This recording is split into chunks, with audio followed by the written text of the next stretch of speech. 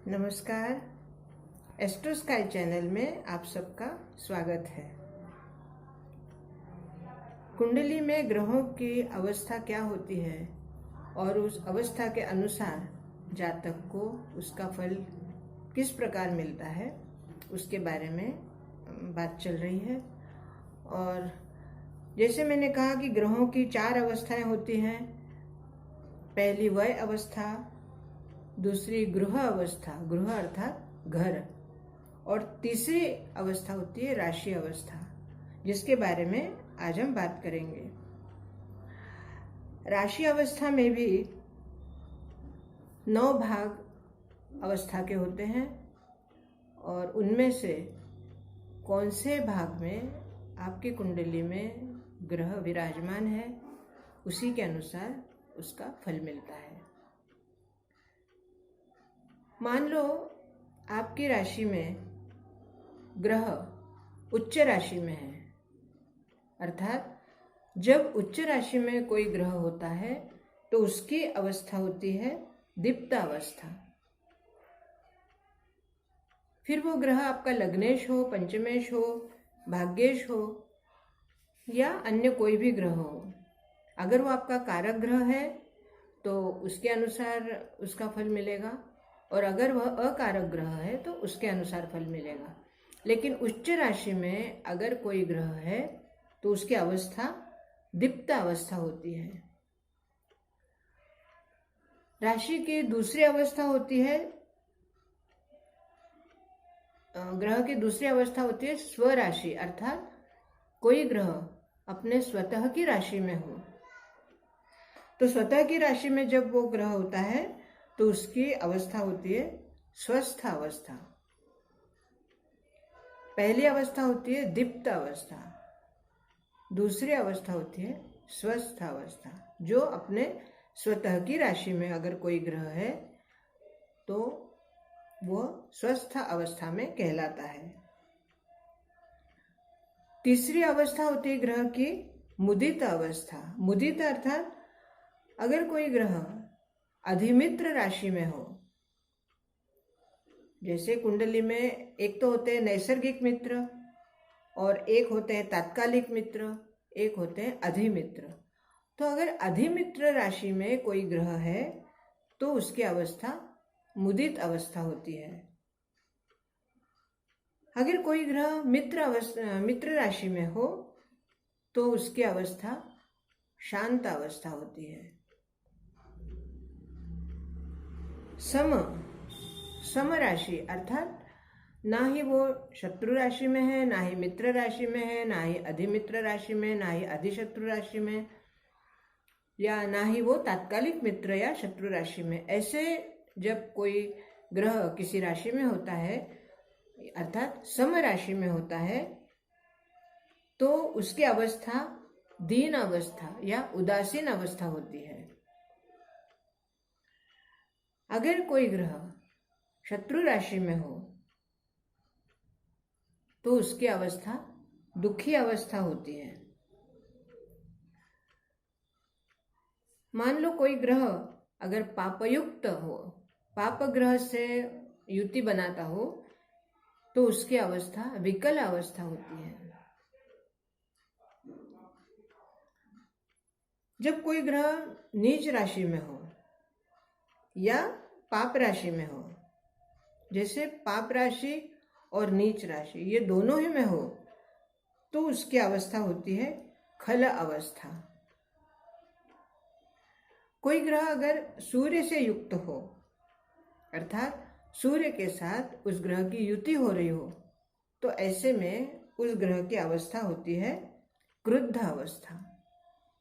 दोस्तों, इस तरह से ये 9 अवस्थाएं जो बताई गई हैं, इन्हीं अवस्थाओं के आधार पर कुंडली के अन्य ग्रहों का या ग्रहों का जो आपके कारक ग्रह हैं या जो आपके अकारक ग्रह हैं, उनके अनुसार उसका फल मिलेगा।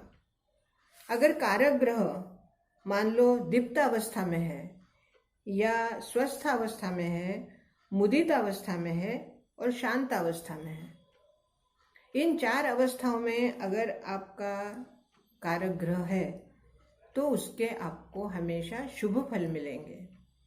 उसके लिए आपके भले ही स्थान कोई भी हो, मान लो उच्च राशि अगर षष्ठ स्थान में आती है और वो आपका कारक ग्रह है, तो भले ही उसका स्थान षष्ठ स्थान हो, भाव षष्ठ स्थान हो, लेकिन उसकी उच्च राशि होने की वजह से उसकी अवस्था दीप्त अवस्था होगी और वह ग्रह आपको दीप्त अवस्था के अनुसार ही फल देगा। अगर अकारक ग्रह या आपके षष्ठ स्थान का ग्रह उच्च राशि में है तो उसी के अनुसार आपको, क्योंकि वो जो शत्रु पक्ष का है या आपके अकारक ग्रह है, वो अगर दीप्त अवस्था में आ जाएगा तो आपके लिए अशुभ फल ज़्यादा होंगे, क्योंकि उसकी अवस्था दीप्त होने की वजह से वो बहुत ज़्यादा पावरफुल हो जाएगा। पावरफुल अर्थात बहुत बलवान हो जाएगा वो ग्रह, और उसी के अनुसार आपको उसके अशुभ फल ज़्यादा मिलेंगे। मान लो आपका लग्न स्थान का स्वामी या पंचम या नवम का स्वामी सूर्य के साथ है। सूर्य के साथ अवस्था हो, क्रुद्ध अवस्था होती है, लेकिन अगर सूर्य आपके कारक ग्रह हैं और उन्हीं कारक ग्रहों के साथ, उसी कारक ग्रह के साथ अगर आपका लग्न पंचम या नवम का स्वामी साथ आता है तो क्रुद्ध अवस्था होने के बावजूद भी आपको उसके शुभ फल मिलेंगे, क्योंकि सूर्य भी आपके कारक हैं और जो कारक ग्रह दूसरा है पंचम नवम या लग्न स्थान का, वह भी आपके लिए कारक है। तो दोनों ही कारक ग्रह अगर क्रुद्ध अवस्था में है तब भी आपको शुभ फल ही मिलेंगे। ये सुनने में थोड़ा अजीब सा लग रहा है कि सूर्य के साथ एक तरफ तो हम बता रहे हैं कि क्रुद्ध अवस्था होती है और दूसरी तरफ वो शुभ फल देंगे। तो दोस्तों, कारक ग्रह हमेशा शुभ फल ही देते हैं, भले ही उनकी अवस्था क्रुद्ध हो, दुखी अवस्था हो। जैसे मान लो अगर वो नीच राशि में हो तो दुखी अवस्था होगी उनकी, नीच राशि में वो खल अवस्था होगी, शत्रु राशि में वो दुखी अवस्था में होंगी। लेकिन जब जब उनकी अपनी महादशा, अंतर्दशा या विदशा आएगी तब कुछ समय के लिए तो भी वो शुभ फल ही देंगे। इसी तरह अगर कोई अष्टम का स्वामी जो कि आपका मित्र नहीं है और वह अगर सूर्य के साथ आ जाए क्रुद्ध अवस्था में, तो समझ सकते हैं कि उस ग्रह के फल आपको कितने अधिक क्रुद्ध अवस्था के मिलेंगे, अर्थात क्रोधित अवस्था के। जैसे कोई व्यक्ति अगर बहुत ज़्यादा क्रोध में है और उसी क्रोध की स्थिति में कोई ऐसा व्यक्ति उसके सामने आ जाए जिससे कि वो पसंद नहीं करता, तो निश्चित तौर से उस व्यक्ति का क्रोध और भी ज़्यादा बढ़ जाएगा।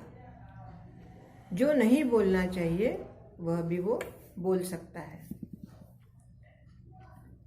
इसी तरह अगर मान लो कोई आपका ऐसा ग्रह जो कि षष्ठ, अष्टम या 12वें भाव का स्वामी है और वह ग्रह आपके किसी 1, 5, 9 में से भी स्वामी बनता है,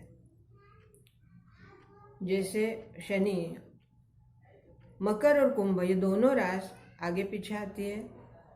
और अगर शनि लग्न स्थान के स्वामी हैं तो मकर लग्न के लिए वो धन स्थान के स्वामी भी बनते हैं, लेकिन कुंभ लग्न के लिए वो 12वें स्थान के स्वामी बनते हैं। अर्थात 12वें स्थान के स्वामी होने की वजह से हम ये प्रेडिक्ट कर सकते हैं कि व्यय स्थान के स्वामी हैं, 12वें स्थान के स्वामी हैं, तो अशुभ फल मिलने चाहिए। लेकिन ऐसा नहीं होता है, क्योंकि 1, 5, 9 में अगर उनका स्थान है तो उनके 12वें स्थान के जो फल होते हैं वो गौण हो जाते हैं, अर्थात अशुभता उसकी नहीं रहती।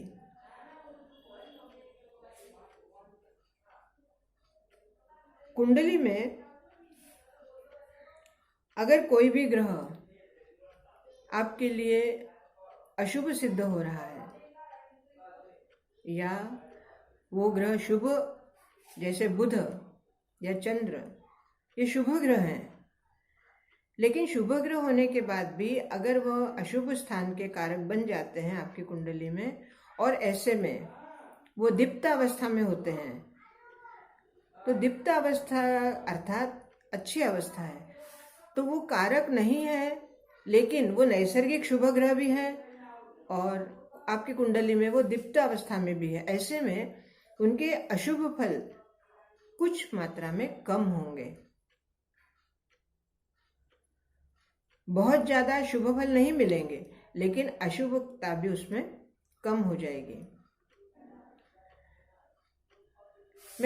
मैंने कहा है कि कोई भी ग्रह स्वतंत्र रूप से कभी भी हमारे लिए अशुभ या बुरे नहीं होते, क्योंकि वास्तव में सभी ग्रह अच्छे ही हैं और दैव गुणी हैं और देव ही हैं। इसलिए कोई भी ग्रह हमारे लिए कभी बुरा कर ही नहीं सकते या करते ही नहीं है। लेकिन कुंडली में अगर उनका भाव या उनका स्थान अशुभ हो गया है या उन्हें उस स्थान का स्वामी आपकी कुंडली में है 6, 8, 12 में से, तो उनकी शुभता में कमी आ जाती है। जिस तरह हम नक्षत्रों के बात करते हैं कि कौन सा ग्रह कौन से नक्षत्र में है, अब यहाँ और भी विस्तार से बात होती है कि कुंडली में ग्रह कौन से डिग्री पे है, फिर डिग्री के बाद कौन सी अवस्था में है, कौन से नक्षत्र में है, नक्षत्र के कौन से चरण में है, फिर अवस्था में वह अवस्था में है या कौन सी ग्रह अवस्था में है और कौन से राशि अवस्था में है, और चतुर्थ भाव अवस्था होती है भाव अवस्था। तो अभी हम राशि अवस्था तक बता रहे हैं। तो 4 अवस्था, डिग्री, नक्षत्र, नक्षत्र के चरण, नक्षत्र के स्वामी, राशि के स्वामी, ग्रह का स्वतः स्वभाव और आपकी कुंडली में वो जिस राशि में, जिस नक्षत्र में, जिस भाव में और जिस ग्रह के साथ हैं उसी के अनुसार फल मिलता है। उसके साथ साथ महादशा, अंतरदशा, विदशा, प्राण दशा, सूक्ष्म दशा, इन दशाओं का भी हमें ध्यान देना पड़ता है या ध्यान देना चाहिए। उसी के बाद सही उत्तर मिलता है आपके प्रश्न का कि आपका जो प्रश्न है उस प्रश्न का उत्तर कितना सही होगा, कितना गलत होगा।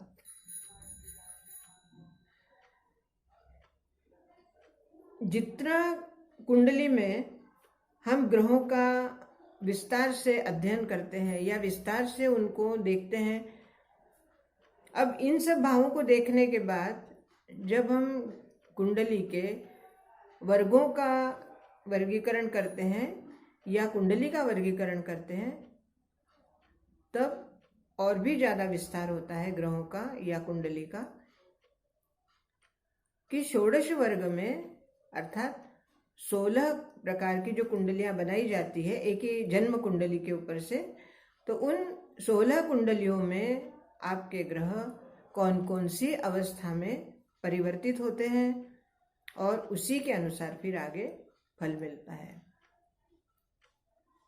एक नजर में अगर हम देखें तो कुंडली देखते ही हमें पता चलता है कि भाई ये ग्रह अगर इतनी डिग्री पर है तो इसकी अवस्था क्या होगी या ये किस तरह का फल दे सकते हैं, या महादशा अंतरदशा को देखकर हम कह सकते हैं कि भाई इसकी ये दशा चल रही है तो हो सकता है इस पीरियड में या इस समय में आपको ये लाभ हो या आपका ये नुकसान हो।